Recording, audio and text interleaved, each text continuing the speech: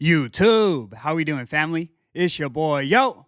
And there's another episode of Yo Hoops. We go through every NBA game every day. Today's Sunday, March 30th, and we have an 8-game NBA card. I'm going to walk you through every game, let you know which sides I like, and stick around because I'll let you know my highlighted play of the day. I do this every day for free, so please leave a like, subscribe to the channel, and let me know your favorite game in the comment section below. Without further ado, let me get into today's recap. Recapping yesterday, we cashed our highlighted play of the day. We took the Miami Heat laying 7 points in Philadelphia against the Philadelphia 76ers. The Heat did exactly what they were supposed to do. They dominated the game, winning it 118-95. We also did 5-2 overall on the card, so it was a good day. We're currently on a 5-1 run on our highlighted plays. Let's keep that momentum rolling and finish out the month strong. Without further ado, let me get into today's games. In our first matchup of the evening, we have the LA Clippers in Cleveland taking on the Cleveland Cavaliers. Cavs are laying 7.5 points, and the total is 230. Looking at the injury report for this one, Kawhi Leonard is ruled out for the Clippers, and the Cavs come into this one at full strength. Cleveland has been disappointing from an ATS perspective recently, but here, I think they're locked in. They're still the third best team in the league against the spread on the season, and after losing that last game outright to the Pistons, they're looking for some get back. These two teams last faced each other on March 18th of this month, and the Clippers won that one 132-119 in LA. Kawhi had 33, 7, and 4 in that one, so they'll be missing him tonight. The Clippers typically play their best ball at home anyways. As road underdogs, they're 9-10 against the spread on the season, cashing below a 50% clip. I think back home in Cleveland, the Cavs return the favor. We're taking the Cavs laying the 7.5 as our first selection of today. Let's move. In our next matchup, we have the Portland Trailblazers in New York taking on the New York Knicks. Knicks are laying 8 points, and the total is 221. The injury reports for both sides are a mile long coming into this one. On the Blazers side, Jeremy Grant, Scoot Henderson, Robert Williams III, and DeAndre Ayton are all ruled out. Then Anthony Simons is listed as questionable. On the Knicks side, Jalen Brunson, Cameron Payne, and Miles McBride are all ruled out as well. I mentioned in their last game against the Bucks that the Knicks are a deep team. They have players like Mikal Bridges, OG Anunoby, and Josh Hart who can step up and have a big game on any given night. The only X factor I'm worried about is Deni Avdija. He can have a 30-point triple-double and keep the Blazers somewhat competitive. But that being said, I can't expect Deni to carry them, and more often than not, the Knicks run them out of the gym in this spot. We're taking the Knicks laying the 8 as our next selection of today. Let's move.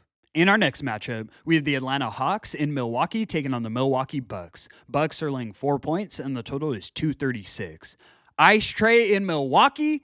You guys already know what we're on. The Hawks are the type of team that plays to their competition. They can lose to the Jazz on any given night, or they can beat the Celtics. Without Damian Lillard on the court, the Bucks don't have the guard play to dominate Atlanta. Okongwu can do enough to slow down Giannis, and at most, I think the Bucks win this one by 3 points. This line is efficient. It probably comes down to the last few possessions, but we're taking the Hawks plus the 4 as our next selection of today. Let's move. In our next matchup, we have the Charlotte Hornets in New Orleans taking on the New Orleans Pelicans. Pelicans are laying 3 points, and the total is 213.5. Both of these teams have thrown in the towel on the season. The Hornets announced LaMelo Ball will miss the remainder of the 2025 campaign, and the Pelicans are sitting a majority of their squad. Jordan Hawkins and Kelly Olynyk have both been added as questionable to an already extremely lengthy injury report.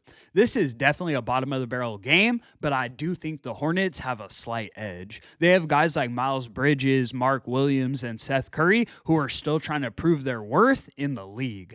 I don't see these guys getting embarrassed by a G League squad. If you're giving me points in my back pocket with the slightly better team, I have to take it. We're taking the Hornets plus the 3 as our next selection of today. Let's move. In our next matchup, we have the Detroit Pistons in Minnesota taking on the Minnesota Timberwolves. Wolves are laying 7 points, and the total is 225.5.